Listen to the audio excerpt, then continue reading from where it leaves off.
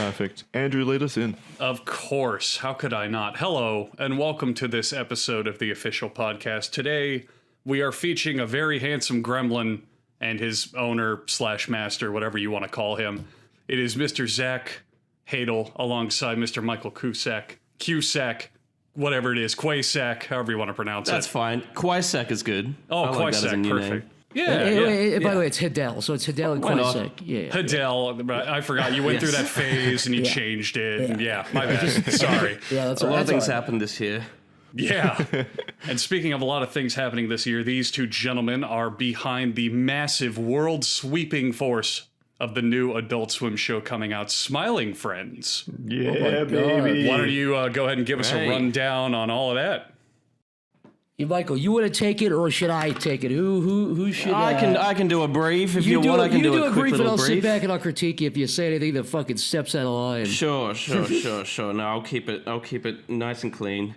So yes, Zach and I this year have been working on the season 1 of Smiling Friends after the pilot was released last year. Adult Swim was kind enough to let us do 7 more episodes. So yes, that has been our whole year, January till now, writing, doing thumbs, boarding, designs, and voices, wacky stuff. And we're very proud of what's come out of it all, and I hope you all enjoy it. Well, Michael, I mean, we don't have to do it, but if I were at home and I had a television, which nobody does these days, but if I had a television with cable, where and when can I watch it? I mean, you can watch. Well, I can tell you can watch it midnight on the January 9th on Adult Swim, which is also Cartoon Network, I think. Am I doing all right at this? I think it's midnight in LA, and then.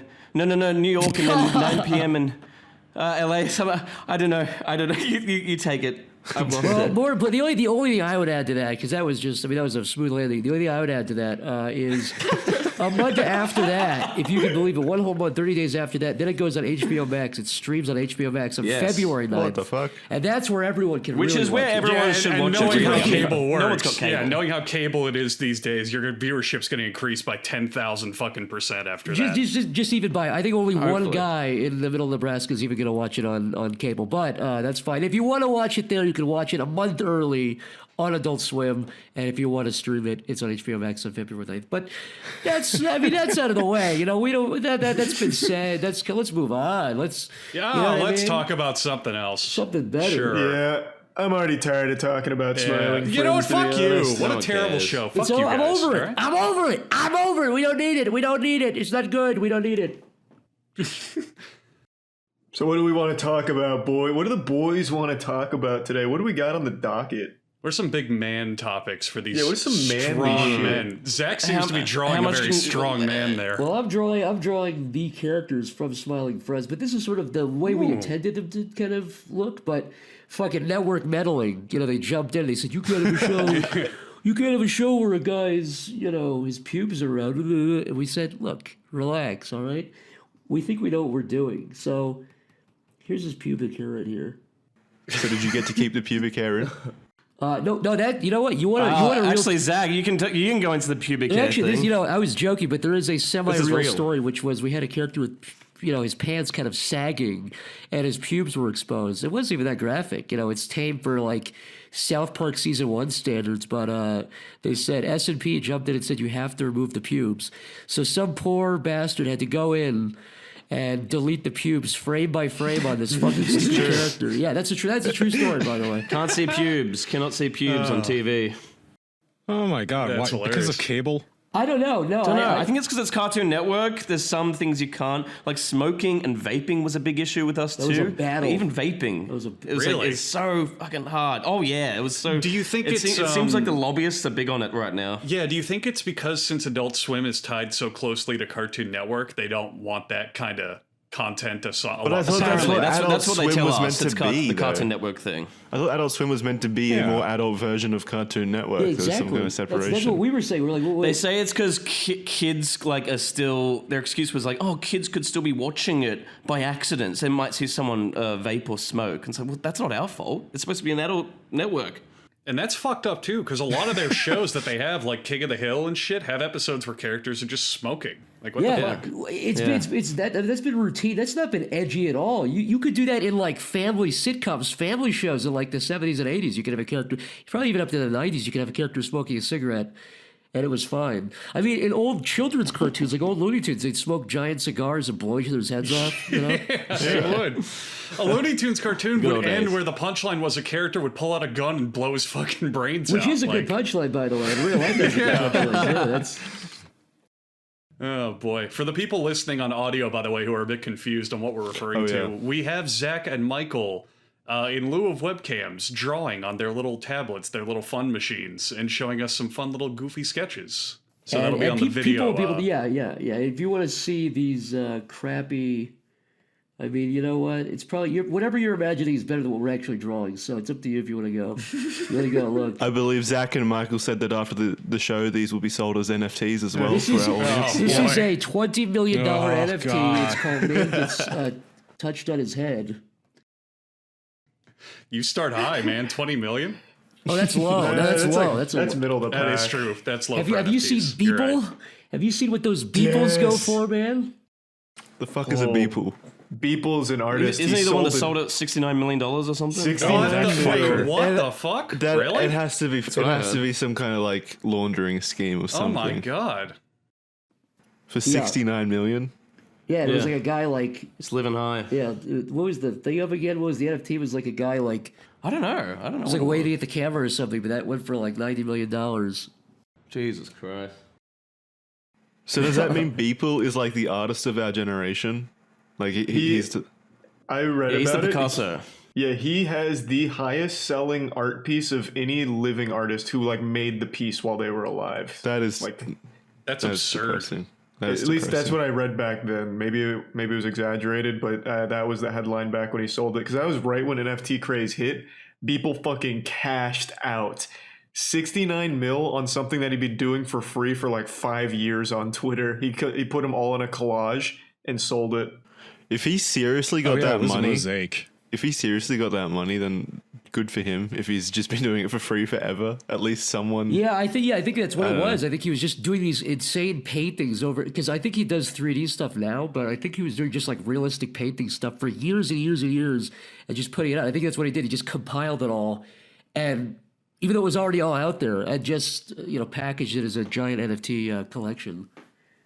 To be fair, at least his are like imaginative. They're not shitty pixel art that's like generated by an algorithm. dumb Like, monkeys. Oh yeah, no, I mean it's stuff he actual makes. art. I mean people can have He's a long actually conversation. making Dude, they're something. like- Yeah. The monkeys are the worst. yeah, and it's Fuck, like I hate cool those monkeys. shit. Yeah, Sam. Those monkeys look like He'd shit. make like Ooh, if we're bringing up the my monkeys, God, we they're could so bring up the lazy. fucking monkey cartoon. Have you guys Oh watched my that? god, dude! Yeah, where he's running It's down the fucking. horrendous. The best thing yeah. about that was the caption to it was like, "This is like bone chilling. This is like this is I more know. incredible than like a Disney movie." And the GIF is like a monkey going, like running at the camera. It's the stupidest shit ever. It's this It's just that never-ending shitty fucking style I hate. It's also this Yeah. never-ending fucking Ouroboros of fucking cycled NFTs, because you have the monkeys that are NFTs and they get sold and they get some notoriety, so they have their own cartoon, and then the cartoon based off the monkeys becomes its own NFT. Yeah. And it never fucking it's ends. sick. It's a sick loop. I'm gonna draw one. I have to draw one of these monkeys now. Yeah, I'll gonna please try and do. draw one from memory. oh no, I've got you it can't up do that. here. You haven't bought them. I did go ahead. I did Is go that ahead. is that one that is the one you just put on the screen yours, Zach? Did you pay This is $16,000 the for one that? I bought. This is the one I mortgaged. I put a second. Yeah, let me see the image ID. Yeah, here. where on the blockchain is it? I'll send you my unique stake. Don't worry, you'll see that it. I can't draw animals, so this is gonna be interesting. Well, Especially monkeys just look like guys, right? They just look like humans. That's Yeah, kind of yeah, fucked yeah. up, Jackson. Why Guys would with you hair. say that? What the fuck? They do though. They're very man-like. They're like the most human animal that you can possibly draw. So I think they're the easiest animal to draw, maybe. Do monkeys go bald? I just thought of that because humans have male pattern baldness. But Yeah, around like Surely. around their asses. You know, the big red asses. their assholes like start having like hair loss. Well, maybe they're just born that way. I'm not sure if it's hair loss, but I know they've got I bald wonder if asses. the hairs on their ass are miniaturizing. If they're having like an active hair loss battle that they're having to deal with. I mean, I not see. those I, NFT monkeys. I see some monkeys get like gray Surely, hair, right? so maybe they can bald. Yeah, Aw, If we have somebody that's a monkeyologist, please let us know. Oh, we will. We always do somehow. Yeah, they'll be on next week. Don't worry. Oh, dude, they have these ugly wild thornberry lips. I never noticed it. They have these disgusting... Oh God, are we shitting? Are you looking at them to draw them? Yeah. I just pasted one in here. I mean, mine's kind of a... Oh, that's I'm doing not it from fair. memory. Yeah, Michael's doing Yeah. it from memory. So that's a question I had for you guys, because you're both cartoonists and, you know, you draw animations and that. Can you think of a cartoon off the top of your head that has the worst art style known to man? Because I think you nailed mine with Wild Thornberries. I think that's the ugliest goddamn cartoon ever made.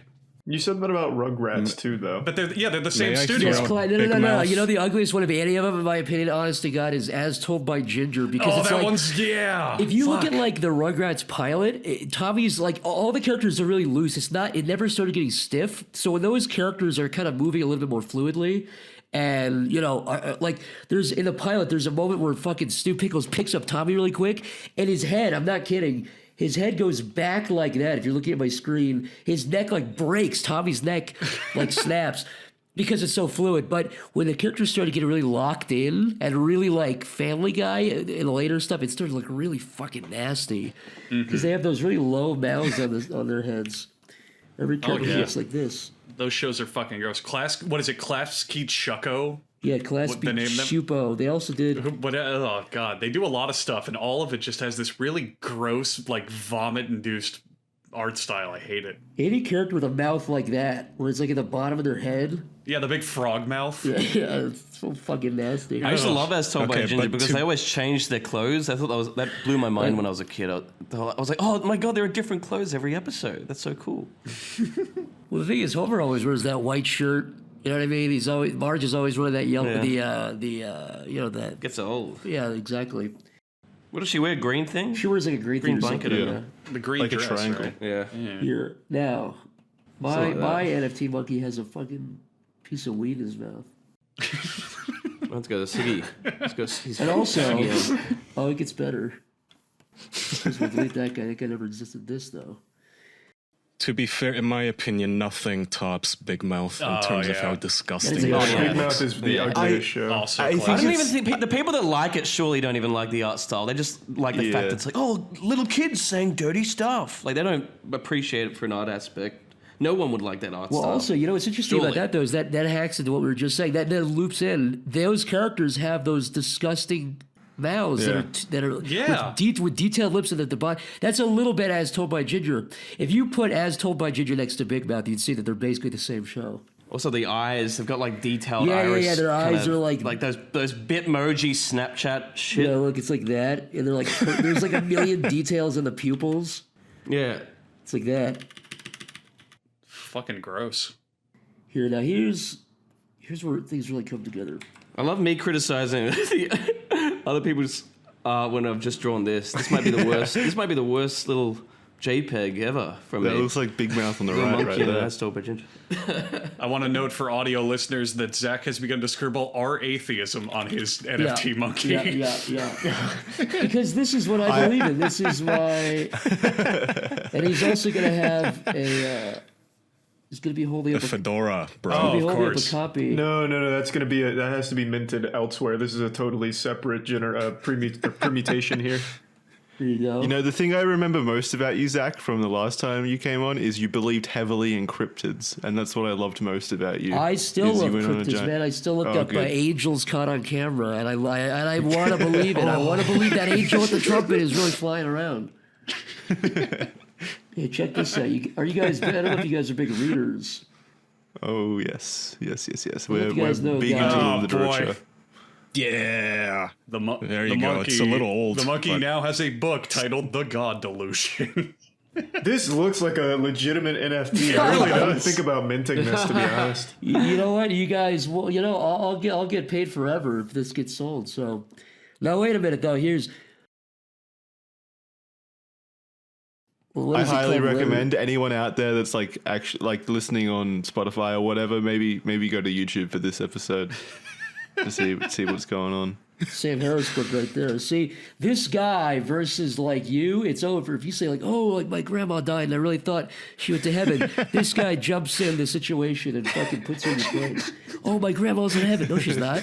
No, she's not. Because guess what? Because I read 2 books and they're called The God Delusion. They're called Letter to a Christian Nation by Sam Harris. So what's your response? Ooh, and I'll tell you something else.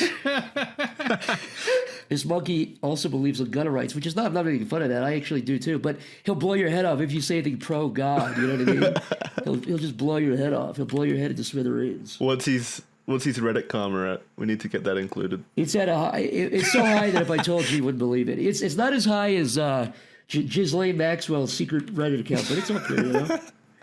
It's no I actually Maxwell believe in Hill. a conspiracy because I fucking love that theory that it's like her account. Does everybody know about this? No, I don't. Please explain it if people don't know, because this is it's a doozy.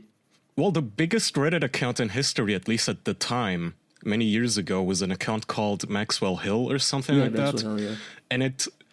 And would constantly just write these posts about how we need to lower the age of consent and child sex crimes shouldn't be punished so harshly and shit. And it stopped its activity the day Maxwell went into hiding or got arrested or something. Wait, and it was the biggest Reddit account on Well, the whole website? it was one of the biggest ones. And by the way, it was like a By what moderator. metric? It was like deleting. It was like a moderator, like World News or some huge subreddit. It was like so. It had a huge amount of pull.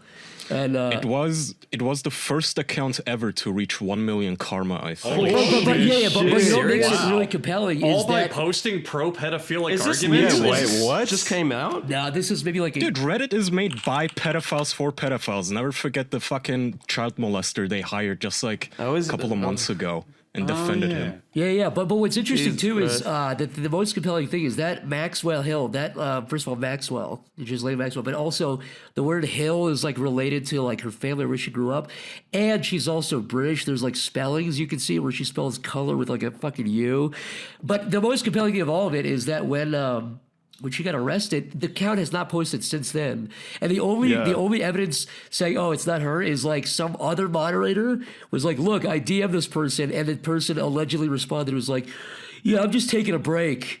And it's like, but the person refused to like post that anywhere. There was like a secret DM. It's fucking weird. I think it's real. That's gotta be real. Bizarre. It's too many That's things. yeah. I think so too. It has to be. But it's so weird that Ghislaine Maxwell, she'd find the time in between like offering up children to Jeffrey Epstein. She was running this successful Go on Reddit.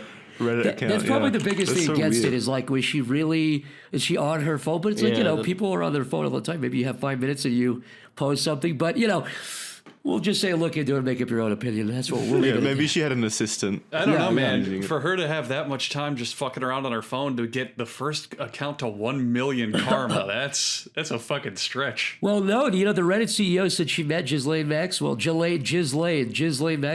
Reddit party.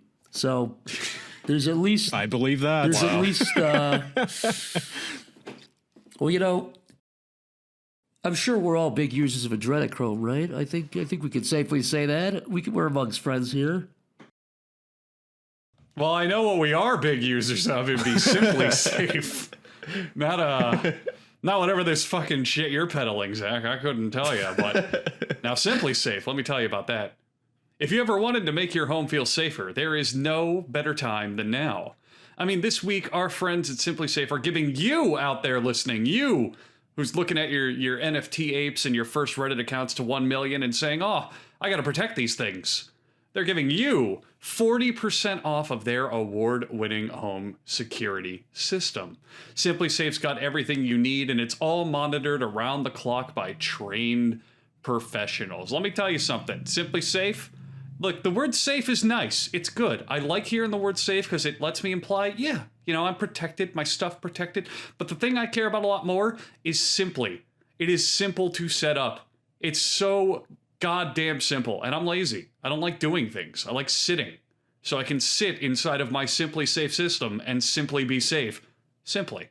Take advantage of Simply Safe's holiday deals and get 40% off of your new home security system by visiting simplysafe.com/official. That's simplisafe.com/official for 40% off of the entire system. Nice. Thanks, Now- Simpli Thank Safe. you. Now that gives me kind of an idea here, that Simply Safe thing. What about, the adrenochrome thing? I mean, that was a big crowd pleaser. Everyone was going wild. So why don't we What are do, you talking about? Loot Crate? Now, adrenochrome is the thing where they thought they abducted orphan kids and like sucked it out of their bone marrow, right? Sure, something like that. But Yeah, but it was like the potion that kept you alive forever. Yeah, it's like the elixir to life. Right. But And they said here's like the- Oprah and Tom Cruise did it and shit, right? Well, didn't Gwyneth Paltrow say she like bathed in baby's foreskin or something demonic like that? But look, the point of it all is, what's everyone's two favorite things? Adrenochrome Children and torture. and Loot Crate. Okay, so now you've got these two great ideas: Loot Crate and Adrenochrome. Adrenocrate. So I say this is a business venture. I say we all go in on it. We were all in the room when we thought of it. Why don't we go in on it? Why don't we just do it? We'll put we need some capital. How Mail order children. expensive? How expensive is the baby's foreskin that I we're putting in don't these know. crates? It's like only like 20 grand a month. But the thing is this, you have to go to some guy in a cloak to get your elixirs now. No. We have some guy in a cloak deliver it to your door with a Adrenocrate. And that's the word. I think it's a good deal. What do you guys think? I mean, How immortality about a to your Starbucks doorstep. franchise, It's not a bad pitch. sub. but with children's elixirs? Well, the problem is just elixirs are hard to get now. Life potions. Now, here's the thing. Are you delivering different types of adrenochrome every month? Because that's the appeal of like Yeah. crate services. You get variety. Yeah, Get something you don't know what you're getting as Yeah, well. what It's like flavors do we get? it's you know? surprising. You get strawberry cough. You get blueberry. You get Kidnaps Nigerian child. Why is blueberry just blueberry, but strawberry specifically is strawberry cough? It's strawberry cough. We have Diet Dr. Pepper cream All soda, right. zero sugar flavor. We have zero. Wait a minute, what? Wait, I can drink Dr. Pepper cream soda, zero sugar for only 60 milligrams of sodium and nothing else? This is poison. I shouldn't even have this in my home.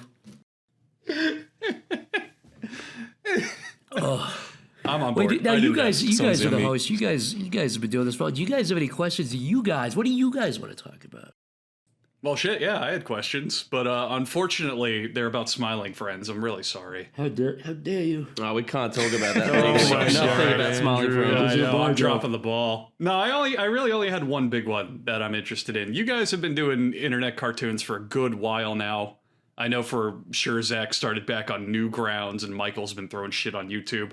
So I've been wondering, now that you're making a cartoon for like a big network and it's an actual fleshed out, like scheduled thing, what are some really big differences you've seen in the process and kind of the creative motivations in it? That's a good question. There's I think probably the biggest difference is I'm sure all you guys can relate to this. When you have an idea for something, maybe you're showering, you're walking around, you want to do a video, or you have an idea for just anything, you go to your computer and you make it, and you record it, or you do whatever, and you put it up. But it is basically the same thing when you're animating something. You have an idea for a cartoon. Michael and I know how to. We draw all of our own stuff. We write it. We voice it. So it's basically the exact same process. But with TV, when you're doing a whole season of a show, you can't do that. We were like super involved. We approved every shot. We were, more involved than I think is what's expected. But that was also to make sure that we could fulfill a vision. But sometimes you just have to you literally have to let other people do stuff for you. And it's kind of basically, I don't know, figuring out and getting used to and accepting the fact that you can't do every single thing and something doesn't always get run through your filter. And, even if you approve something and you really wanted to do it, you just have to let it go. You know what I mean? Michael, what would you say? I think for me, that was probably the biggest thing is working with a team and having to delegate stuff. And like I said, being able to not draw everything. Getting rid of that lone wolf mentality. You're working with others. Yeah, exactly. Yeah, that kind of surprises me that you said you got to approve every shot, because I would feel that they had a good amount of, wrestling creative control or things that they specifically wanted to change or insert. Well, yeah, like the pube thing. we usually fall back like on a lot of things and one, like it was a constant thing where it was like, oh no, you can't do this because of the vape thing or the pube thing, and would push back on a lot of it. And what came out is like 100%, like 99.99 what we envisioned. But yeah, the hardest part was was working with a team because we're so used to working on our own. But it was good. It was a good learning experience because there is a thing where it's like you choose your battles. You also find that there's people that are better drawers than you at like backgrounds and like designs. So you kind of use their skill set to your advantage. So it's all that kind of stuff that. And also, what's interesting too is like you everyone knows you have to put up with the network. The network is pretty out of our hair. I don't think they ever really stepped in and said remove a joke. I think there was maybe one or two instances where S&P. So basically, you have to deal with the network itself, which again, we were pretty lucky that they were super hands off. But then you have to deal with S&P, which is the standard, which is the note people. That's like the lawyers, and that is totally even if the Adult Swim creative people or the network creative people love a joke or an idea, and they approve it all the way through from script to boards to voicing to animation. Sometimes the S&P people come in and go, you can't. Like we had a joke where a character gets their cock sucked, and there's like you hear like a quick sucking noise, and they're like, you can't. Sound. You have to remove the noise. And we also had the head going up and down really, really quickly, like on ones, basically just meaning. Couldn't do that. By the way, you can't see the dick at all. You can't see the penis. You can't see the cock. It wasn't graphic. It wasn't so you explicit. really did pussy out on this project then. Yeah. And we removed it. We're losers. We sold out. We're losers, and there's an apology. Also, S&P, and also the other people, the people that will say like you can't have like too much blood or like gore. Their big thing is you can't see brain matter. So if you've got like someone's head exploding and it's pink brain matter, they say no. If you change that brain matter to like a different type of like red or even like weird kind of green, they're like, oh yeah, that's fine. It just can't be pink, like squidgy brain stuff. It all sounds so arbitrary. You can work around it. It is all arbitrary. There's no like a bunch of shitty red There's no tape. sense to it. It also makes things worse. And like again, that's not even Adult Swim. That's every place has lawyers that go, you can't do. It's like, and by the way, the funny thing is, you hear so many stories about people just going, okay, we'll listen to you, and they don't, and it ends up being fine. Like actually, there's a funny one that slipped through so long that it doesn't matter. But in the pilot, we have a character called Graham Nelly, and S&P said, oh, you have to remove that because they didn't give us a reason. They're like, oh, you just can't use the word Graham Nelly because somebody like made an account on World of Warcraft called Graham. Like it was like that's stupid. We're like, what are you talking about? Some random YouTuber. Of course, it was our old production company. So they do these legal checks where they check every name and then they do like send it to legal. It's like, oh, you can't do that. Well, it's bullshit because I recorded Pim saying, and this is my cousin Graham Melly, like what they wanted.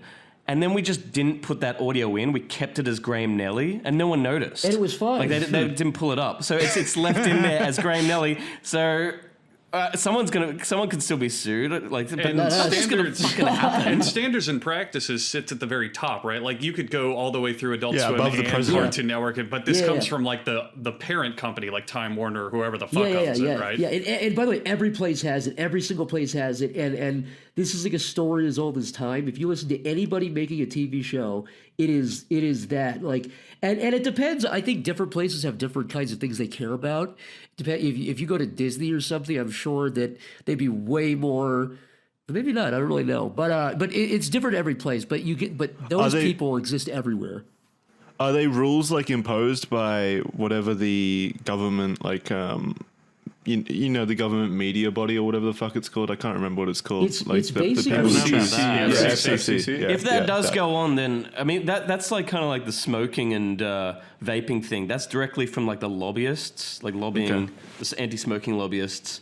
Like, but on streaming apparently you can do all the smoking. What's fucked up? I've heard, and I think it's true that that all the anti-vape stuff is pushed by the tobacco companies who now own the fucking vaping companies. So like, if we had a character smoking a cigarette, so it's the cigarette companies going, no, vaping is bad.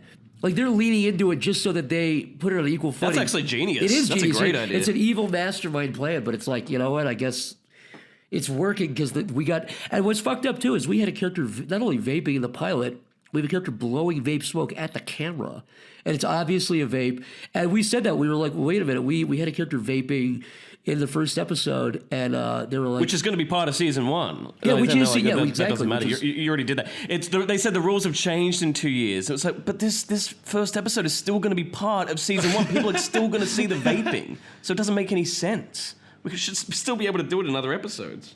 That's fucking weird. It's bizarre. Why do people Very hate vape? I mean, I guess it's lobbying and stuff, but is there any objective reason why people are against vaping now? Because I always heard from people that vaping was healthier than cigarettes. It's not healthier. It's just the same It's- thing. Kaya vapes. Ask Yeah. him. We have a first-hand vapor. Yeah, we have a vaping we pro, can't say that, vaping right? expert. We got a vapor in the house. We're not allowed to say that due to Oh, the FAA jeez. or whatever.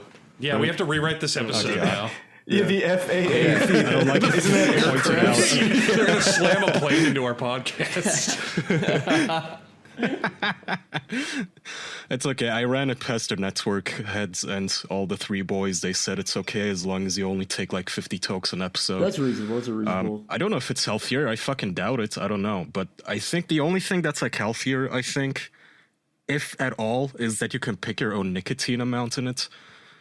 So you can like have no nicotine or the minimum amount, I guess. So you don't get fucking addicted to that at the very least. But I don't fucking know. Maybe it's even worse. Maybe it gives you goddamn Well, my cancer point is, harder and it can't be faster. worse than smoking. You know what I mean? And Right. by the way, like if I'm watching a movie and I Yeah, see right, characters no. smoking a cigarette or vaping, that's what real people do. So to us, it wasn't even like we're not even promoting it in the episode. It's just what a character does. It's just part of their character.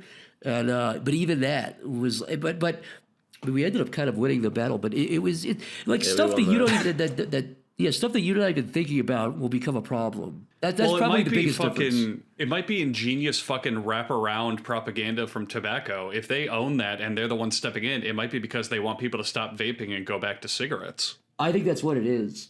But if they own, I don't you know said why they they own would vapes, though. want, though. They own vape companies. Yeah, which they do. I think, I don't know if it was Marlboro Yeah. or one of the other companies. They actually made a pledge that they would stop selling cigarettes and tobacco this decade. Really? Well, And I mean, to me, Just all vapes, that then? means is there. Okay, so I guess, and weed. I don't know, but I sure as shit know they're not gonna give up their core like business income and not replace it with something else. yeah, they'll just transition. That's what a lot of these companies are going to do. They're not going to.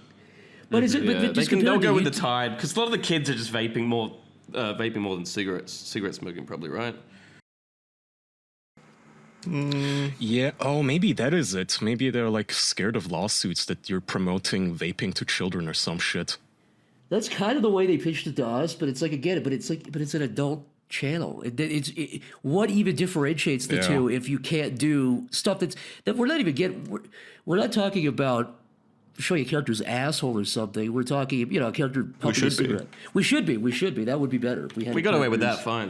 That's all good. Yeah, I mean, I'd much rather see an asshole than someone smoking. Like, the asshole might be pleasant, might be like a hot woman's asshole or something, or an interesting guy's. Like, Or big like Italian guy's hairy asshole. yeah, and I whatever, can pick it keep apart going. like an art piece. Yeah, but Like a big smoking's just meatball or boring. something. Yeah, big Italian. Maybe he's asshole. smoking I'd with his also- asshole, and it's a 2-for-1. You know? I'd also rather see that in person as opposed to someone smoking a cigarette, because at least the asshole doesn't like hurt you, whereas someone else smoking still has an effect on you, which is fucking I mean, crazy. it wasn't There's no- farting, right? Stinks. Like, if it was farting, I would get it. But if it's just there, then who cares? It's No, not yeah, bothering the anybody. asshole's not farting. The asshole's just there minding its own business. You can't get secondhand asshole. You know what I mean? It's not Yeah. like the fumes don't travel over into your your nervous system and damage it. But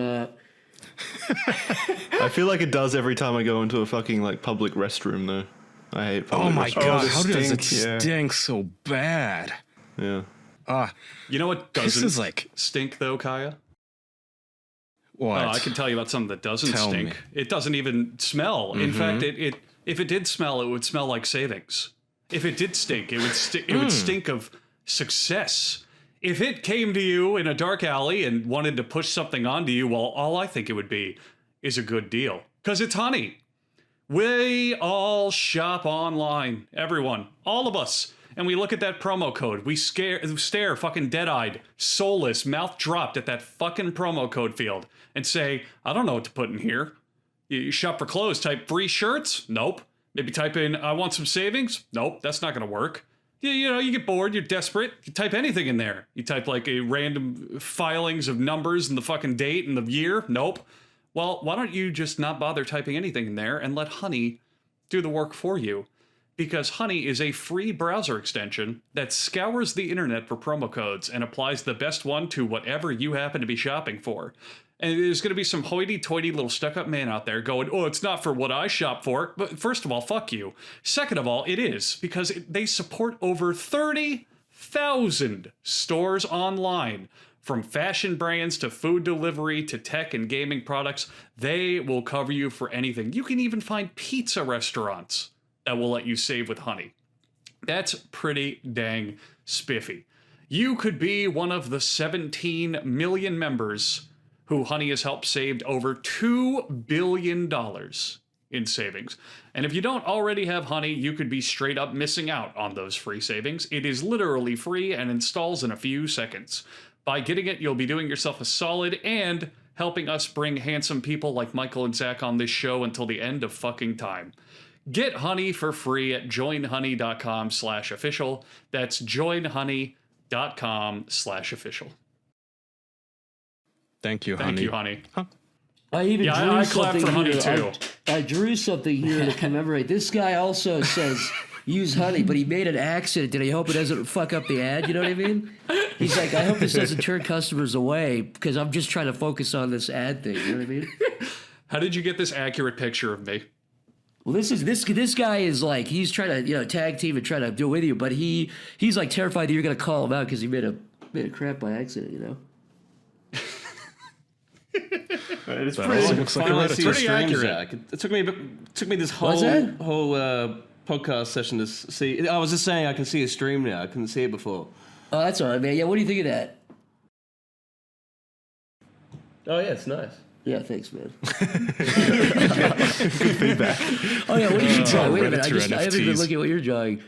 We've got Pim looking at a weird Homer Simpson thing. There's clearly they're both equally confused, I guess.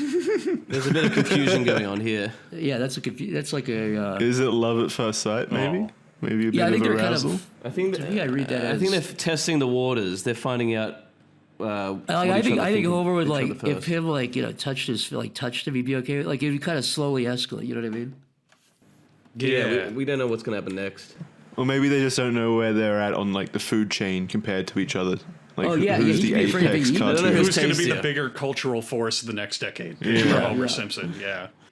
Who's going to get devoured? Who's going to get chopped up? Who's going to get? Yeah, who's gonna eat who first? How are the tastier? Simpsons still fucking going, by the way? They're still really Still, popular, yeah. though. Despite how shit it is, How? it still gets They tons of barely viewers. Where? I think is it I don't just know like anyone. because it seems like it's just popular in like Brazil, and anytime I see any like Simpsons fan comments, it's always in Brazilian or Portuguese or like Spanish or something. Yeah, it feels like it that's does well in South America. That's something that a lot of people don't grasp about The Simpsons. It's like it's such an American show. It really is an American-focused show, but that show is popular everywhere. In Asia, they I love feel like it. Americans are done with it, right? Yeah, like but, no, but no I don't know fucking, anybody but that fucking like watches. Mexico and all of South America Yeah. love The Simpsons, and Europe loves The Simpsons. It is an international sensation. It's not just popular here. It's crazy. I get how they Yeah, love the it Simpsons, is, like old seasons, but how do they like the new shit? Like, Yeah. I don't know. What I don't else think they do do, have man. I think they domestically, make- cartoon-wise. I think they still make a sizable chunk of their income from royalties of older seasons. Yeah. I actually, Sure. I recently, for the first time in probably over a decade, watched cable TV because I was stuck in a hotel because the airline company fucked me over.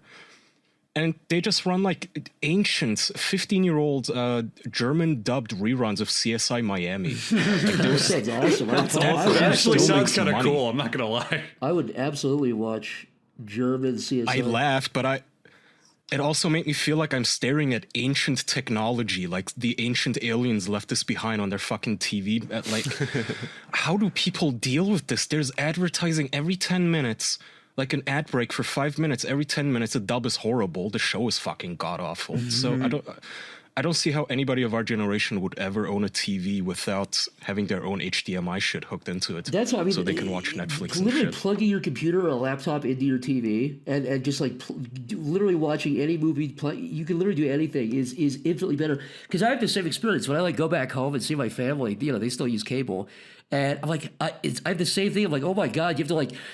It's both. It's twofold. One, it's like. The actual stuff you can watch is nothing, and the stuff you do want to watch, you have to wait, which I know sounds super like Zoomer impatient. It's like I have to wait till 9 o'clock. But it doesn't make any sense when, like, why would I sit around and wait till 9 o'clock to, like, that's just wasting time versus I watch it now and then I'm done with it.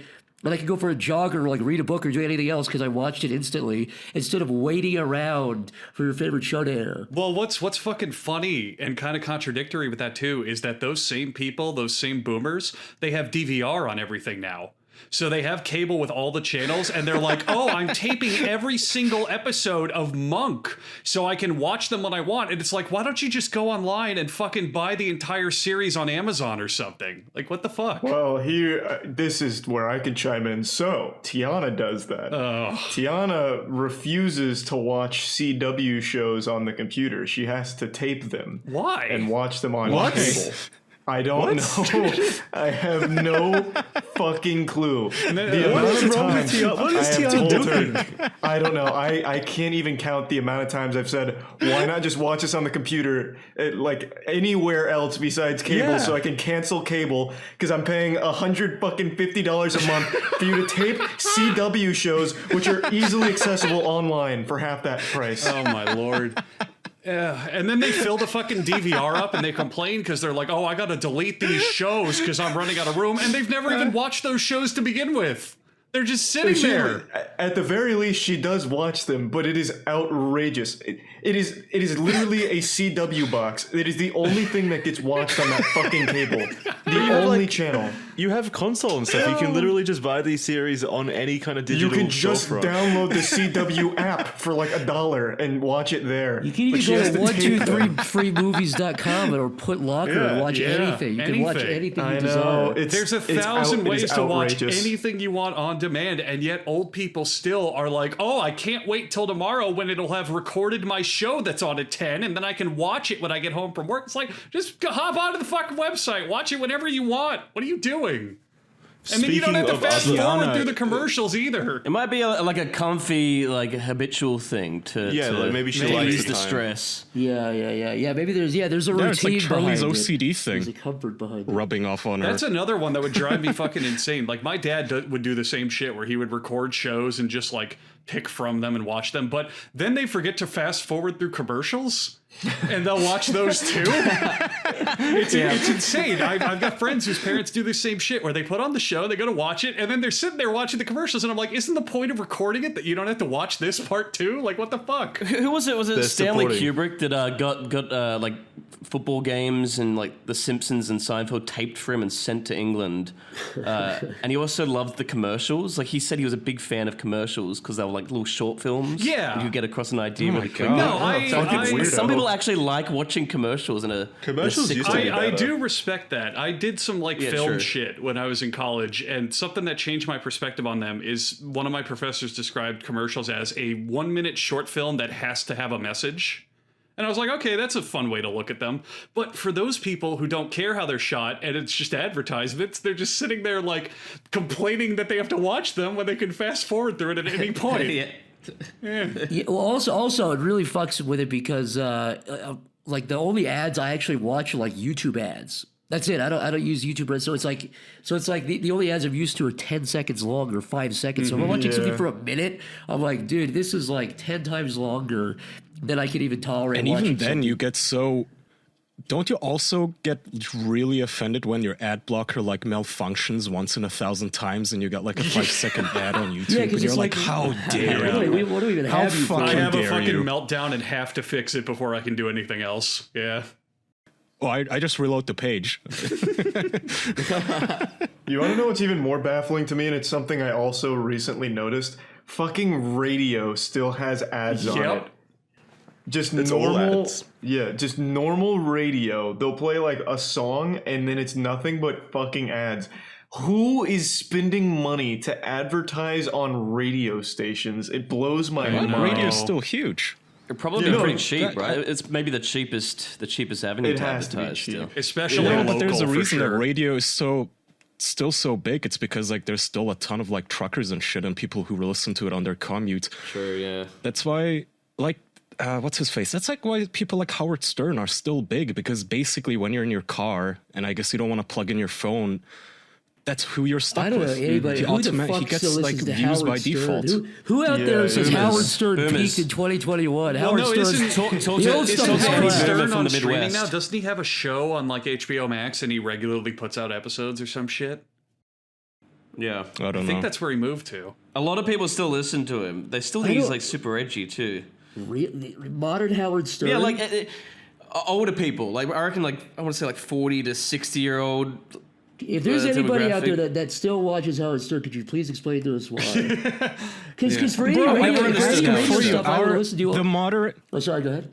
Zach, like we have a moderator who's been moderating our Discord community for years now, Brady. He loves Howard Stern. Still? To the my point that Really? he like downloads Howard Stern biography book audiobooks and just listens to those too. And I'm not fucking shitting you. I'm telling him, like, what do you see in this clown? This has been. Never Who's understood not Howard even that- Stern. I go back I and liked I'll Opie and watch Anthony more than I'll him. go back and watch stuff from like the 90s, like Beetlejuice on there, where he asked him to spell the color red. Like, there's a lot of funny clips and like Yeah, moments. that's a classic. Spell Yeah. red, RTYG. It's like, okay, close. No. Yeah, Gilbert Gottfried on Howard Stern's good. Yeah. There's like some good players on like. But yeah, like, if I audiobooks want pretty radio good. stuff, I'll go back and listen to old Opie and Anthony or old like Howard Stern. That's Yeah, kind of Opie and it. Anthony was always so much better than Howard Stern. Like, even though they always say like, "Oh, Opie and Anthony copied Howard Stern," they did it better. Like, they had better It's 'cause comedians on. I was gonna say they just had a better vibe their there. guests were made it great. Like anytime they had a guest on, that was when that show was. Howard Stern was like too much like Opie. His ego was too big. So like that was what was good about Opie and Anthony. They just let the other people like Louis C.K. and Patrice O'Neill like take the spotlight. But I don't think Howard Stern would allow that. Like, he wants the spotlight on him.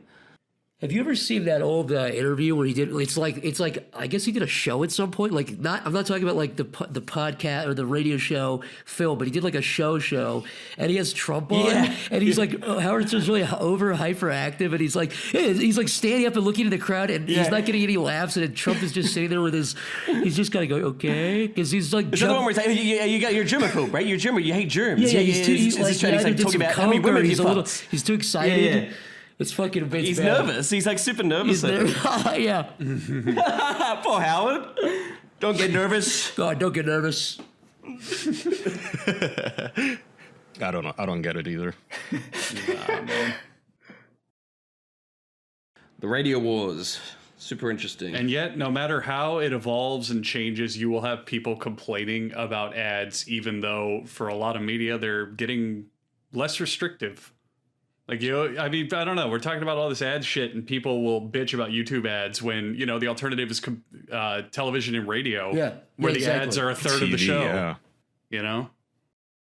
Yeah, Shows that actually, designed around the ads. the internet, anymore. even with all the like compared to 10 years ago, is not as open as it was, but it's still infinitely more open than anything traditional. Like, every single fucking time, I would so much rather have like 3 minutes of a YouTube video be the guy himself reading the ad than have to pause every fucking like 3 minutes to hear a literal block of 4 minutes of unrelated shit. Well, what's interesting too is like I know we all. Oh, sorry. Go ahead.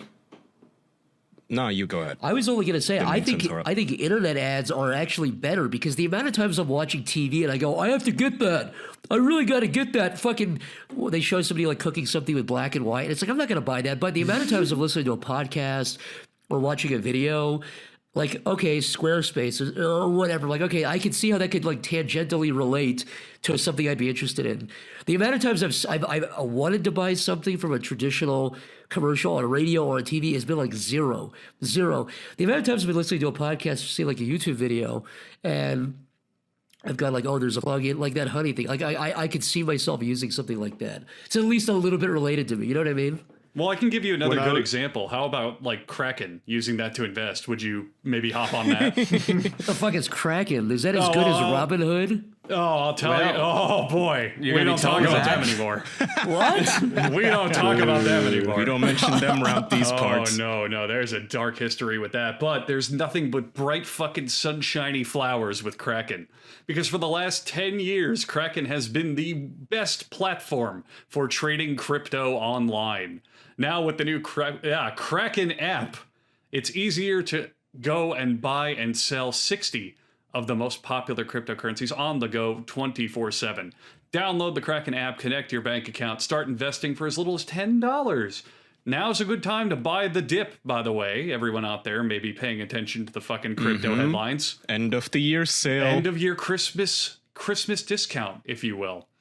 With the new Kraken app, you'll have your portfolio in your pocket. You will monitor your investments, track your winners, track your losers, keep tabs on your favorite projects, and do everything involved in crypto the easiest way you can. Visit kraken.com/official or search Kraken in the App Store. That's kraken.com/official.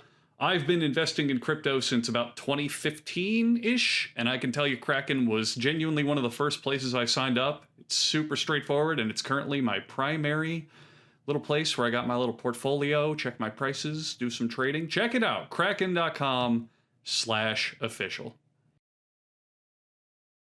Thank you, Kraken. Thank you. Thank you, Kraken. People.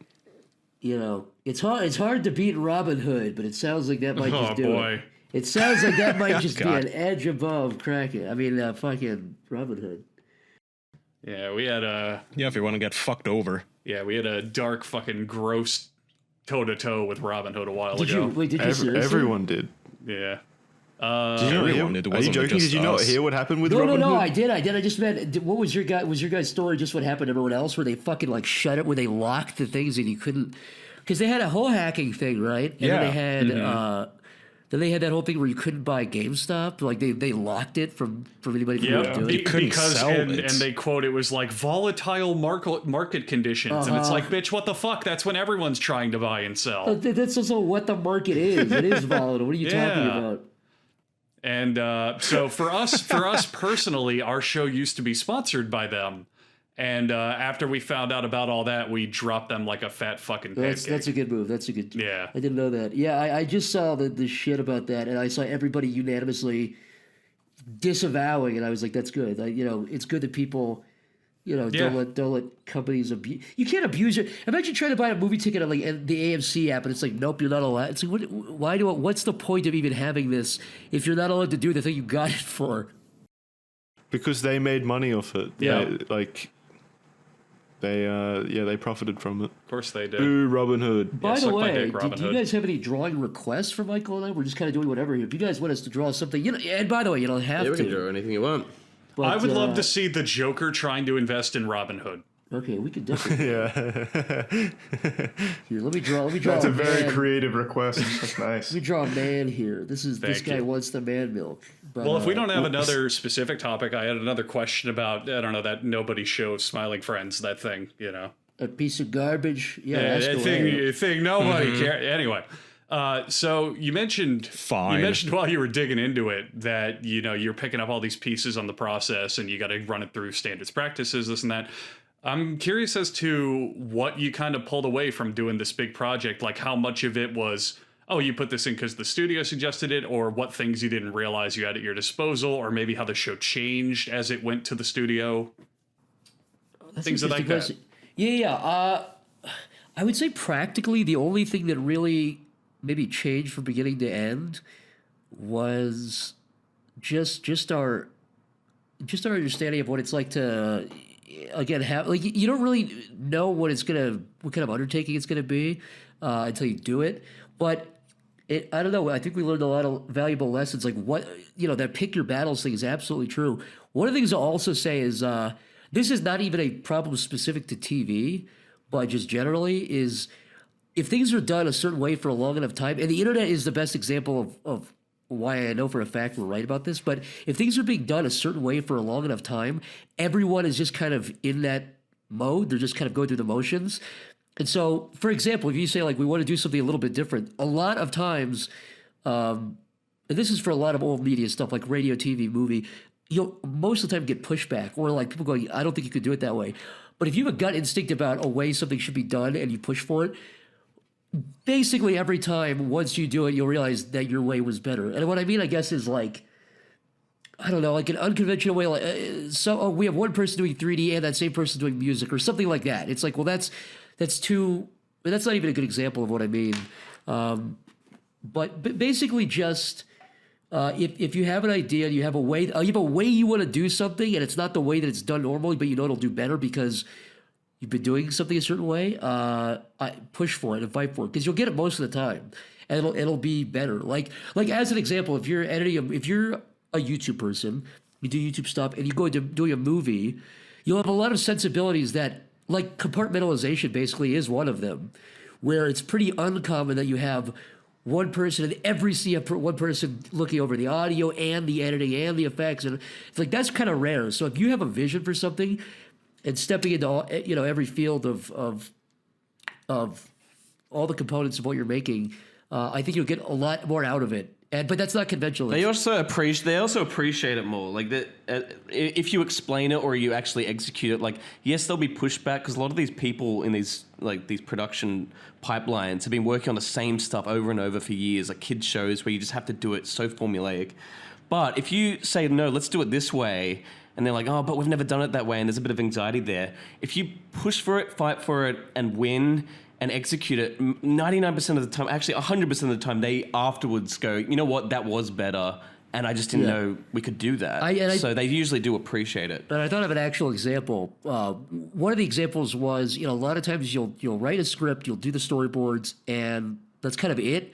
We do things very like, if we're watching an episode or watching a clip of something for one of these episodes for the show, and we're like, that's not that funny.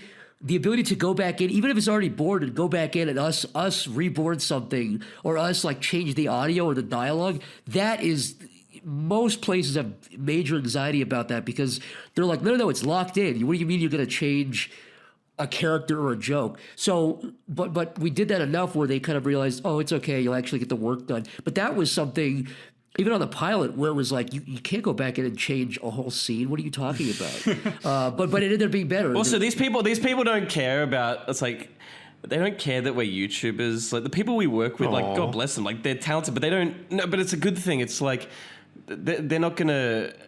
Send them your social It's not like a blade. nepotism thing. It's not like a, oh, yeah, we'll do whatever you want. Like that. So we kind of sometimes have to, I don't know. Which like I think you is got to push good. for what you want to be like. You have to start from zero. It's like, it is a good thing. It's like you have to start Man, from zero. what is the zero. point in being a YouTuber then if you don't get special treatment? What the No, fuck? it's good. It's a good challenge. Exactly. What the fuck? Do you know who we are? I made Game Did you Delivery try 3. telling them? Did you try telling them you have a podcast as well? I don't think. Look, Maybe that I don't could've think worked. you're talking to here.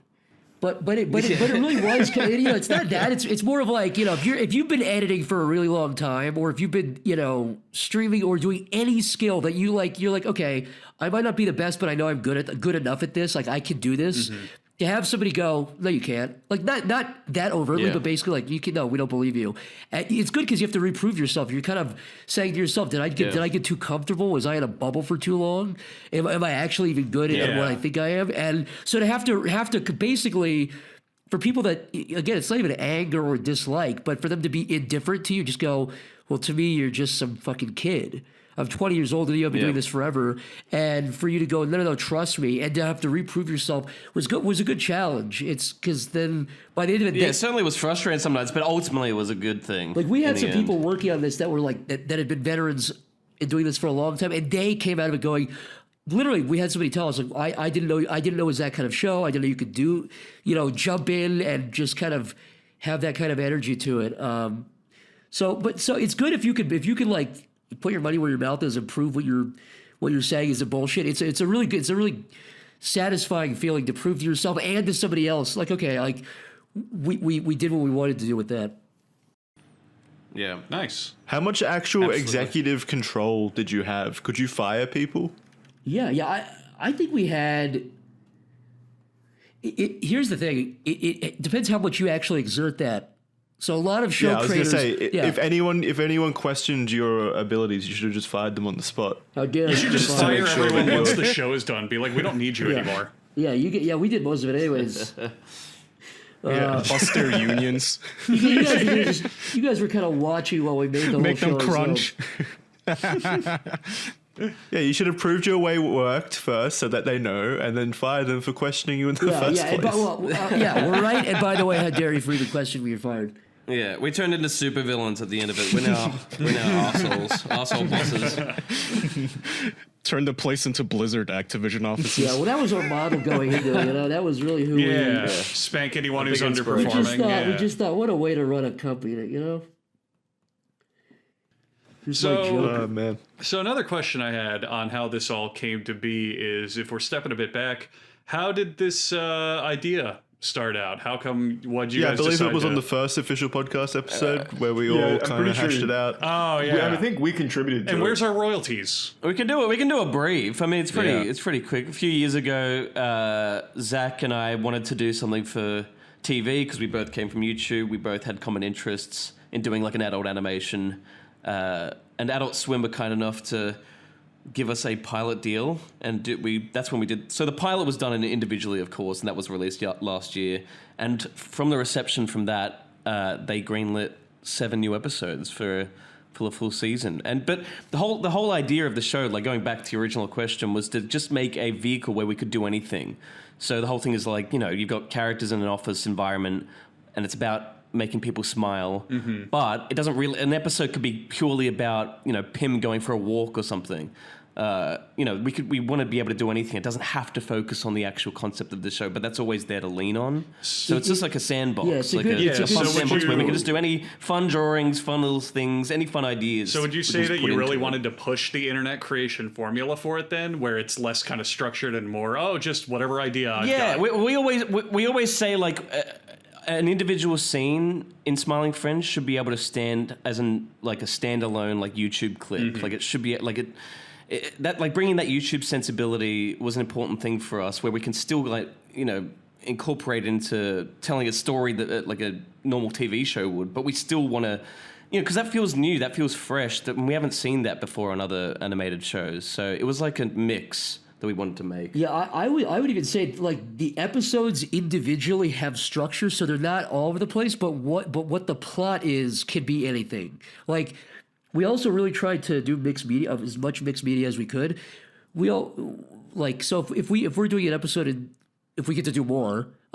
Basically having an episode where we could just have it be all live action or all 3D if we really wanted to, and just make it, like Michael said, a pure sandbox where the episodes individually, like the pilot is still structured, it still has a beginning, middle, end, and things tie up. But what happens in there, it can kind of be anything. So there's overall like a skeleton to every episode that's unique to every episode. But we tried to make it something where, like Michael said, you could have literally one episode could be about love. Another episode could be about, the business. Another episode's about, you can literally jump from character to character. And I think the best show is like, what is South Park about? Or what is like The Simpsons about? It's about a family, I guess, but there's not really it's not about Homer is having an internal power struggle with Mr. Burns at the nuclear. Like the show is just The Simpsons, whatever episode they want it to be about. Bart gets a factory. Which is so hard to pitch to networks. Like you can't say to a network, I just want to make a show where I do fun things with my friends and we're going to write funny ideas. It's like, what's it about? Like, just like... Because there's nothing tangible there at the start, really. Yeah, they live in a house. It's like they need... And that's why shows get too overcomplicated and too... like the concept's too out there, because like that's the studios getting nervous. It's like, we're going to do something fresh. But like the best shows, like Seinfeld, South Park, it really is just good writers doing something interesting and unique, where it's like it's sandbox. It's like, all right, they can do anything this episode. We can explore any concept. But like, to be fair to the studios, it's like it's hard to know What's like good- when like there'll be so many of those that we're gonna fail. Where it's just like you get a group of people that are like, we can make a show about anything, and it's probably not gonna do as well. So yeah, it's a hard thing to nail. What were your biggest influences? Mine was South Park and The Simpsons, probably. I was late to The Simpsons. I never saw The Simpsons until I was like 20. And I saw the Treehouse of Horror stuff first. Probably for me, South Park. And like, I really love, as a kid, I loved the energy of Dr. Katz and of home movies. More Dr. Katz, because home movies is improv-y. Like, it sounds like it's improvised, and sometimes it is, but there's clearly a script. But with Dr. Katz, it's just, it's more clearly people riffing and then that being animated. And like one of the great things like you guys did is, my favorite stuff in the world is taking podcast clips and having people animate them, because that is literally just people actually talking. And there's an energy to like animated podcast clips that you can't really get anywhere else. It doesn't feel the same, but watching people really riff and talk and be spontaneous and then animating to that, which is, animation's very controlled and planned and methodical. So taking this structured art form and kind of overlay it on top of completely chaotic, spontaneous, authentic dialogue that is like a perfect thing to me. And we Yeah, try. that was another thing. That was another thing when we were coming up with the concept of Smiling Friends. It was like, let's try to make a show where it doesn't feel scripted. Like, even though, you know, it has to, just for the logistics of it to get across a story, a lot of the time it's like, how can we make it more improv-y and looser? And, you know, a lot of the times we actually just improv with each other, which was kind of hard, you know, doing it remotely over Skype, because I haven't seen Zach in like 2 years, so it's just over the internet. But still, yeah, like Zach said, that was an initial idea when we were coming up with the concept. It's like, I think we're struggling with it so much because it felt like lame what we're doing. We're writing scripts and it was for like shows to try to make it. I was like, it feels formulaic. Like, and then when we hit on the idea of it being a business to cheer people up, the same day we did that, Zach, that Chicken Plays, remember that was when we were also like, let's just be ourselves more. Let's just, like, it could be just us talking back and forth like this. And it was like that Jerry and that was a big George revelation thing. because you have a these show about nothing. Yeah, well, no, because you have these crazy, colorful characters, and it was like, if the characters are going, "Hey, what's going on? My name," it's like, okay, fucking call. You know, you get a little bit too grating. So to us, the like what we found, especially as we made it, we found out that basically the most fun for us was these strange little guys, but they sound like regular people, and they have heart problems and they have anxiety, and not like a. Not like in a cool, like they talk about it way, but just like I say, like if you hit them in the head with a hammer, like a big cartoon hammer, they'd have a seizure. They would die. They wouldn't go. I mean, we do push it sometimes in the show where characters do a little bit cartoony things just to shock the audience or surprise. But generally, and I think as you watch the season 2, as it goes on, you find it more and more. So the episode 2, 3, and as it goes on, it's about as scripty as the pilot. There's some little moments here and there where it's a little bit more spontaneous, but I think by the end of it, there's like 3 or 4 moments where it's just two characters talking for 1 minute, and if we got to make more, I think that is a little bit closer to what, like the true, concentrated nugget, the core reactor. That's what that is like would just be not characters just talking and saying nothing, but big overall structure, and then every once in a while you get characters just seriously talking to each other. There's no real, there's not like scripted jokes happening, basically. Mm-hmm. What's the process for getting like a season 2? Like, do you have to hit some kind of metric? Do you know what they want, what the network wants? I think it's just if season 1's successful, really. I think it just depends on how that does, and then it'll be a back and forth conversation. It will be just that will be the gauge for future episodes. If a bunch of people watch it, people enjoy it, and they want more, I think. Because, we've been told by people at Adult Swim that they were like, people really reached out to us a lot and really let us know that they wanted this to be a thing. And I think that did have a big factor. I think, 10 years ago, it was really hard. Like, I think Adventure Time put their pilot on YouTube and nobody... Like, that got a bunch of fan response, but that wasn't enough to sway the network. I think in, like, the last 5 years or so, that big online presence, or a lot of people just saying, hey, we like this, I think that has had a bigger impact on what people are greenlighting. So the big wigs and CEOs are finally catching on to the internet and all of that. Yeah, finally. I think for a while they were nervous of it, but I think now it's like they've got no choice but to go for internet creators, because it's like it's just where the viewership's coming from. Oh, absolutely. This is why YouTube is like all salty about it still. We talk about this almost regularly on our podcast. It's like any kid in his bedroom can now make content on YouTube that gets more views than the major networks put together. They have to take them seriously after a certain point, and I like it. I love it. And also, not only can you get more views, it's better. It's better. I would rather watch an hour long video. It is much better. You've got a much wider variety of content, and you're able to make a more diversified and specified type of content, because, everything that's got to go on TV has to pass through standards and practices and what the network approves and this and that. But on the internet, for the most part, you can do whatever the fuck you want and find your audience who's going to connect with it doing anything. Yeah, absolutely. Michael has a cartoon, YOLO Part 2, a guy crawls out of someone's asshole, right? Like, we literally couldn't do that. That's the good shit. Yeah, we literally couldn't do that if we wanted to, if we begged. But you could do that on the YouTube video. Yep. Yeah, that's why there's something so likes, appealing about like YouTube and just doing stuff online. It's like I still have that feeling of like you do stuff for TV, but then you're like, oh, fuck it, let's just make a YouTube video. Like, just the freedom of online is so enticing still. And I think like on streaming, you're gonna get away with more now, but the internet still will always be the place where it's like, just the Wild West. And we're happy that we did it, but the big difference, if you're doing live action stuff or you're doing reaction stuff or you're doing streaming, you could just make stuff and instantly upload. With animation, the big factor for us was, okay, well, the only two ways to make stuff in bulk that you're not just making yourself is to either do like a Kickstarter or an Indiegogo, and the benefit of that is you own 100% of what you're making. You own the merchandise, you own the IP, you own everything. The big negative is you have to hire your own producers, you have to hire your own people that make the budget and the schedule, and that gets a little bit messier. So to us, it was like, why not? Basically, the trade-off is they give us money and we make something that hopefully that people like. But if you're a YouTuber or somebody that's making stuff that you don't need a lot of money for, unless you want to make like a movie, keep doing it, because it is the best deal of all. I still love YouTube. I still love the internet. We did what we did because we were able to make more of it. If we made these 8 episodes ourselves, it would have taken either like 5 years or like $1 million on Kickstarter.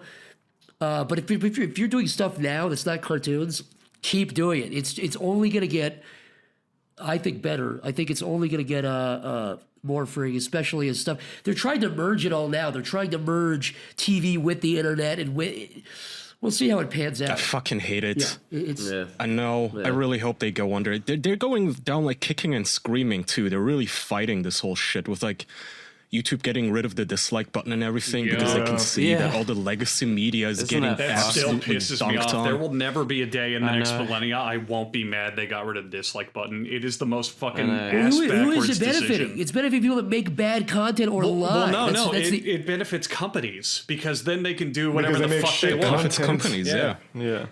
Am I crazy, or did that get implemented after that god awful Seth Rogen Elf movie came out? I feel like that got super disliked, and then it felt like days after it got removed. Because I remember seeing the dislikes on that. No, I think it was implemented later in Australia. About it before. Well, because I was seeing the funny fucking thing is YouTube last year came out and they were like, "Oh, I don't think we're going to do YouTube rewinds anymore. It wasn't really appropriate, and the people don't really like it." And then they got rid of dislikes, and then recently after that, they announced, "Oh, we might bring YouTube rewinds back." Yeah. Now seems like a good time. I'm sure that's just a coincidence. That's a nice little coincidence. Don't look at that. Don't worry. Look away. Don't look at that. It wasn't like they were the most really disliked videos on the entire platform or anything. Yeah. Well, only in recent years though. They weren't always so disliked. True. Yeah, the early ones weren't so hated. It was when they started adding like Will Smith and Jimmy Kimmel. And you're like, this is YouTube. What are you fucking talking about? It's when they tried to become TV. They were like, look at our celebrities and look at our mainstream shit. When YouTube was never about that for the longest time. Yep.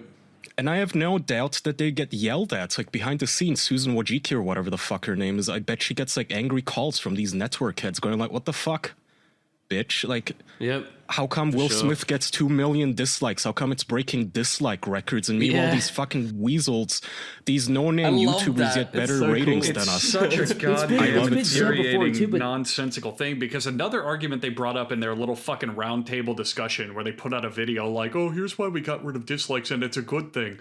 They said that one of the biggest reasons was small creators would be dislike bombed. That was the major reason. Here's the funny thing, though. Here's the fucking funny thing, though. So they say small creators get dislike bombed and brigaded. Guess what? You can still see how many dislikes your videos get. If you go to your little personal creator page, it tells you all the stats. So in other words, this does absolutely nothing for small creators because they'll still see how many dislikes their videos are getting. Yeah. Also, the only people that truly benefit are like, okay, if you're looking for a tutorial, this has been said before, but it's true. Yeah. If you're looking for a tutorial, you click a video and you go, oh, it has 80% dislikes. This is a shitty tutorial. You click back. Now you have to either read, but people could also people comment. Disable the comments. Well, let's disable go the comment stuff. You're an uploader. Let's go even more fucking sinister with that, because another point that I saw brought up is scams. How many YouTube videos are on there like, oh, hey kids, this is how you get free bucks in Fortnite. Just do this. And it's like a fucking credit card scam. You can't immediately And it identify benefits people that. like the Young Turks. Like I used to click on the Young Turks videos thinking I was clicking on just a video of anything because they would title their videos and have the thumbnail They to could- deceive Go you. Well, So way you're like, early oh, I on can it- click on this and yeah, say cool yeah. roller coaster accident, and it's like no, you click on it and you see fucking that. Yeah, there's Young Turks guys. Now you can't see the dislikes. Now you can't like disable. Like it really benefits them. I'll be honest, I think they're either also going to get rid of views or the likes as well. Because right now, so they removed the dislikes. So now what you have to do now is you look at a video, I don't know, 100 likes. That doesn't tell you anything anymore, except if you look at the view count and you see, okay, 1 million views, but only 100 likes. That means there must be a shit ton of dislikes. So you can still do the math in your head. Yeah, so much more math. So you can bust an Yeah, napkin but you can out. still like you can still deduce like the ratio of if this is a liked video or not, and I think they are going to take that from us as well at some point. But I don't think they'd go that far. They'll take away videos. They'll take away everything. it's just Yeah, so but fucked, though. YouTube in 10 years will just be one giant white page with the YouTube logo. It's just so fucking fucked though, because like it's like Jackson would say in his moment of need, you can't have light without darkness. It's like you need the dislike button so you can see the impact of likes, you know? You'll have jackasses leaving shit comments and be like, oh, this video fucking sucks, but if they're drowned out by a ton of likes, then it's gonna show. But now without the dislike thing, yeah, you see how many likes there are, but you gotta do that fucking math in your head, or you gotta go, oh, is this video really that good? Or it doesn't do anything. thing The is- sinister they went down the sinister weasel path way back when they removed the dislike button from comments. It's still Yeah. there, I Oh, think, but yeah. it doesn't do anything. It's all browser side. It's like a JavaScript line that does nothing server side. It's not even recorded as a dislike. It's Well, it's they a can get away placebo with that it. they It gave just literally makes you to make feel you better. feel better. They can get away with it because they're not the only platform that doesn't have a dislike button. Twitter doesn't have a dislike button. Neither does So Facebook, the- right? Yeah, or Facebook. Facebook. Yeah, everyone wanted it on Facebook, and they never capitulated. Yeah. It's all I think like the only social media with a down vote now is Reddit. Like you down doot something you don't like, and that's the only place you can do that. here's what we need to do. And Here's how the we only fix- reason they have that is like, sorry, go Well, ahead. okay, I was just going to say the way that we fix this system is we bring back the 5-star rating system on YouTube.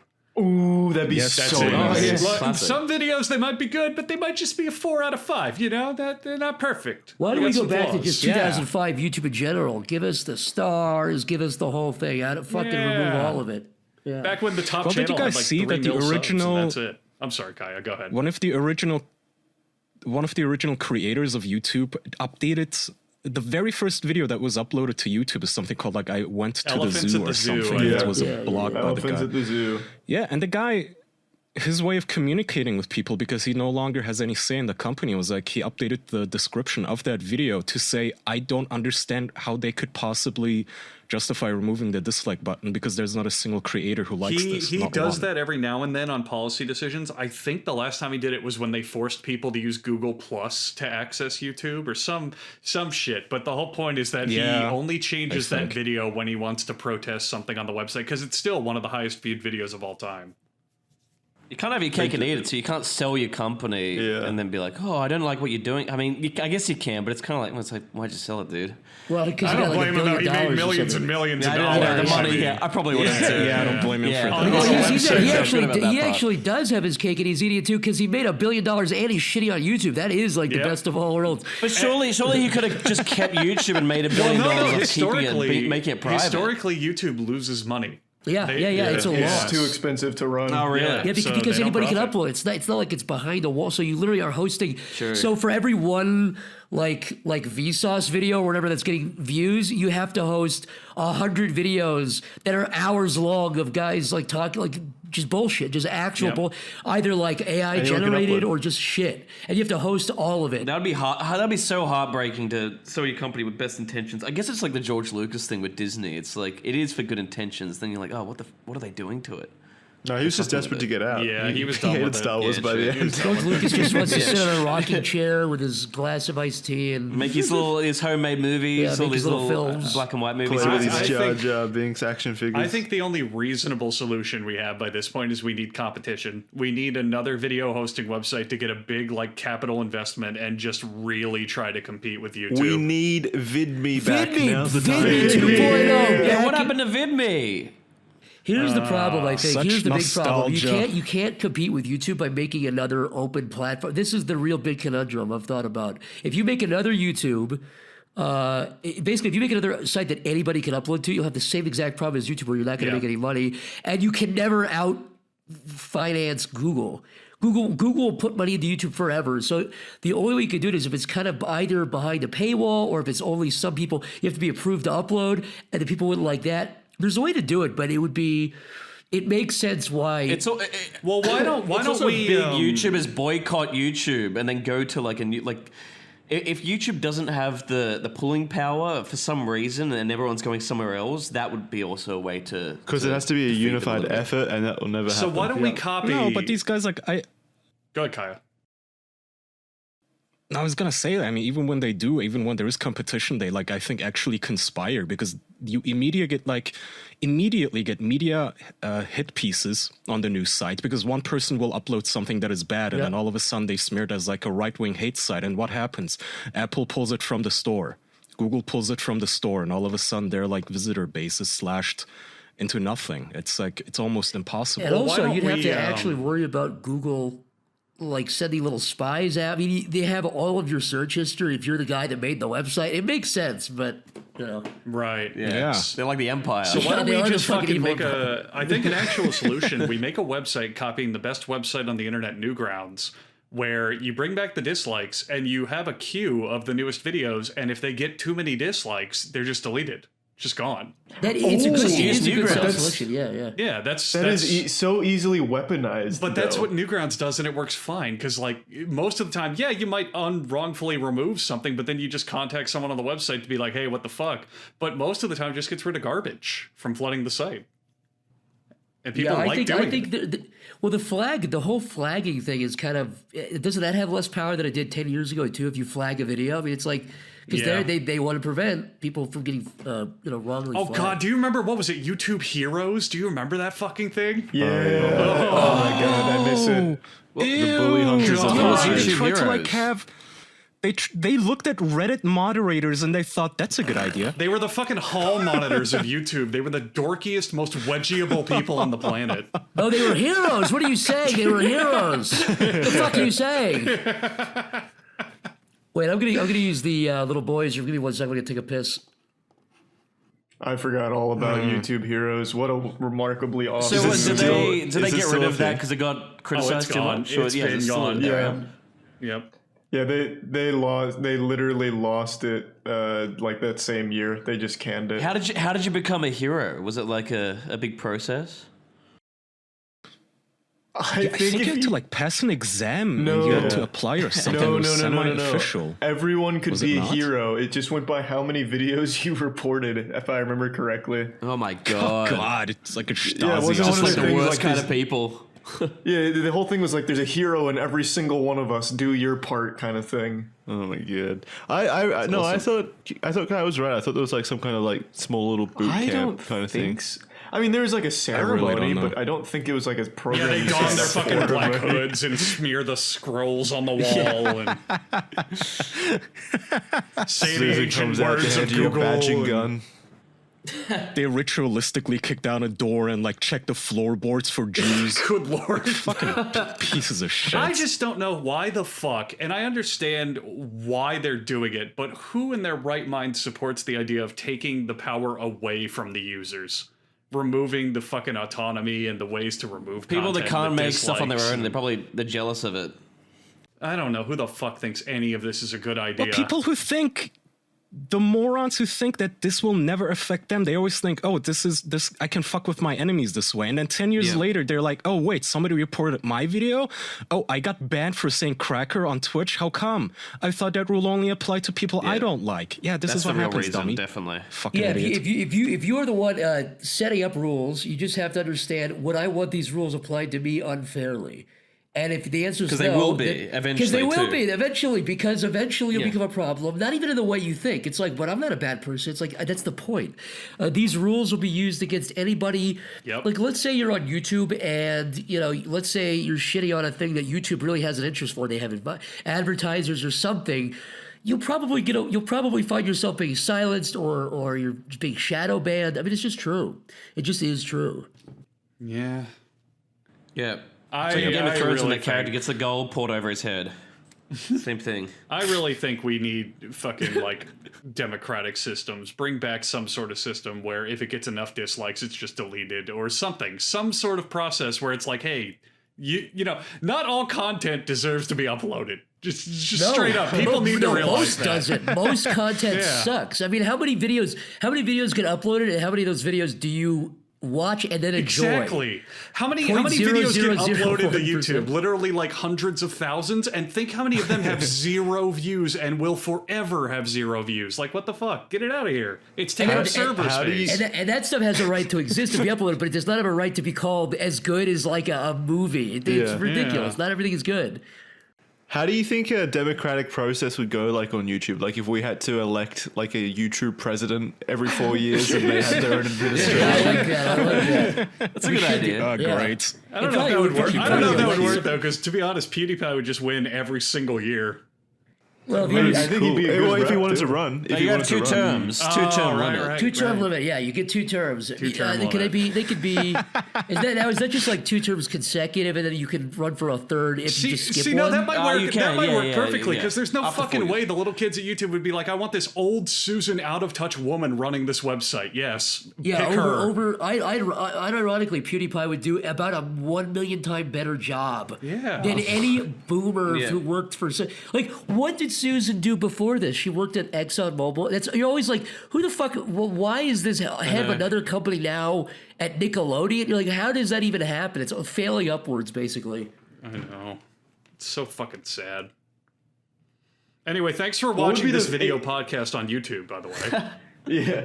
Well, if you were elected YouTube president, Andrew, what would your first order of business be that isn't giving the dislike button back? Ooh, good question. You know, it's a little boring, but I would put more money into the support lines because YouTube support is an absolute that's fucking good. joke. If That's good. your channel has less than 1 million subscribers, you will never get help from YouTube ever. They will ignore you until the end of time. They don't give a fuck. That's what I would do.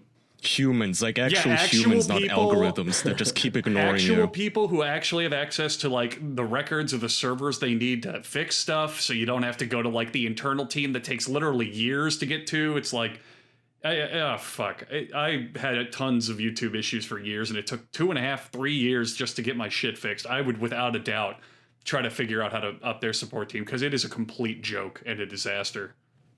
Well, back in the day, the whole like selling point of what a partnership was with like Machinima was we'll help get falsified strikes removed. Yep. But as far as I'm aware, like partnerships like that are pretty much dead, right? Like, I don't know anybody that's They in are, but they do. To be fair, they do work because when YouTube has an issue with your channel and you do have to contact them, the first point of contact they go to is your network if you have one.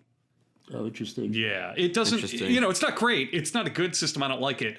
But like, they do have a direct line to YouTube, whereas you just kind of are fucked out of luck and have to use their support tickets. So interesting. Yeah. You remember how big those were back in the day? Like getting with Machinima or something. And also, I used to bitch. I was like, CP, because Machinima would pay a flat rate, meaning if you got 1 million views or 100,000 views, you got paid $2 no matter what per thousand. But for animation No, that was stuff, the rate. $2 per yeah, it was thousand literally views. That was $2. the rate. And if you were really lucky, you got like. But what's fucked up is you have a buddy that's getting similar views to you, and he's got like an $8 CPM. But then when the channel falls, it's like maybe $2 is what you want, depending on what kind of content you're making. Yeah, I mean, there's a step forward, but there's always a step back. It's just the beast is so goddamn big now that it's pretty much impossible to accomplish anything if you're a smaller channel in any respect. That's the way it goes. I think my platform would be remove YouTube and rebrand it all as YouTube Kids. Let's just put all our money in that basket. That's where the big bucks Let's go are. That anyways. is where the big bucks is. are. It's basically the Alphabet direction. songs and all that stuff. Ooh, you know what might be a decent idea? Instead of trying to compete with YouTube as a whole, just compete with YouTube Kids. Just try and take the kids market from YouTube. That would probably cripple them a lot more than they would even be willing to admit, I bet. I would think India's so, got that yeah. under control. Isn't India big on like making like hour-long just loops of? Oh like, man, just- dude! No, Yeah. India has Finger fan or whatever. They have entire fucking render farms of literally hundreds of employees, and they all have a computer, and all they do is use stock assets and remake the same like Wheels on the Bus or Johnny videos Genius. over and over, and just re-upload them, and they get millions and millions of views. Make a fuckload of money. I think These are me. I love think the it was Johnny even Johnny. like AI generated at some point. Like I wouldn't be surprised. They had, they It just is, set it up to. The AI was also really weird too, so those farms also were churning out like 8 little Hitlers jumping on the bed and shit like that. Well, which one hit the head? Was it Hitler 1, 2, 3, timeless 4, classic. 5? Which Hitler hit their head? I need to know. It changes the whole plot. At the end of it, they all hit their head, Zach. It was tragic. Maybe to be that's why he honest. did all that shit, because he hit his head. Nobody ever talks about that. bad No one crap ever is the mentions best Hitler's stuff. 1 through 7 that just lived a normal life in Germany. No, they were all fine. It was the one who fucking hit his head that went berserk.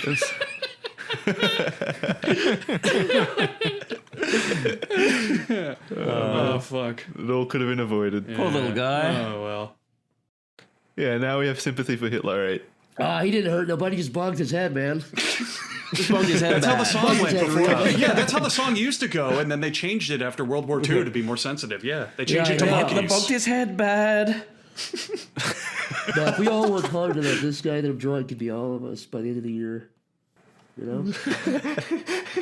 He's already looked like that. What are you Excuse my talking horrible about? fucking anatomy here. Things are connected to things that shouldn't exist. Well, do we want to start wrapping up? It's been over an hour and a half. Yeah. Yeah, Andrew, you take us out this week. Absolutely. I would personally, from the four of us, love to thank Zach and Michael for coming on. Please, guys, if you want to reiterate, shout your stuff out again. Tell us when your fun little show's coming on. We'd love to hear it. Well, Our fun little show Michael, comes would out you January 9th. Yes, comes out Adult Swim January 9th. I'm pretty sure it's midnight in LA time, whatever that is, PST. I don't know. I'm a stupid foreigner, so I don't know. And then it comes out HBO Max a month later. Pretty sure the 9th of February. It all goes on HBO Max. So, yeah, please watch our fun, silly little show. We put a lot of work into it, and we're very proud of it. And Zach, you want to say anything else from there? No, I think the way you just said that, how you said it, what you said, the way you said it, how you said it, what you said, I think that was exactly what I was going to say. So, Thank you. January 9th, if you want to watch it on televisions, but if you really want to watch it the right way, the modern way, the non-boomer way, the cool way, you're gonna. I mean, watch it. No, look, if you have a TV, go watch it. But if you don't, we're not going to give you a wet willy. We're not going to, give you a rug burn. We're not going to. So, if you want to can watch it always the other way, pirate though, it, too. HBO Max, February 9th, you can binge it all right there. Yeah. What could you Or want? download on Movies 1, 2, 3, or one of those. You could those just look. scary You could really websites. just look up "Smiling Friends Put Locker" or "Smiling Friends Go Live," and watch Just it put on a there. good antivirus software and boost up your NordVPN and some nice antivirus software. Your Bitdefender. Use and then Brave watch it. browser. Use Brave browser. Yeah. yeah. But All right, yes, thank you very much for joining us, and thank you everyone listening for watching this episode of The Official Podcast. Patreon.com/TheOfficialPodcast if you want to watch bonus episodes. Lots of stuff over there. I'd appreciate seeing you over there if you can. Thanks guys for joining us. Great. Really nice Thanks for talking having to you. us. Thank you. Yeah, it's great to Thank talk. you. Thank you, guys. Bye. Thank you. Bye-bye. Bye. Bye, everyone. Goodbye.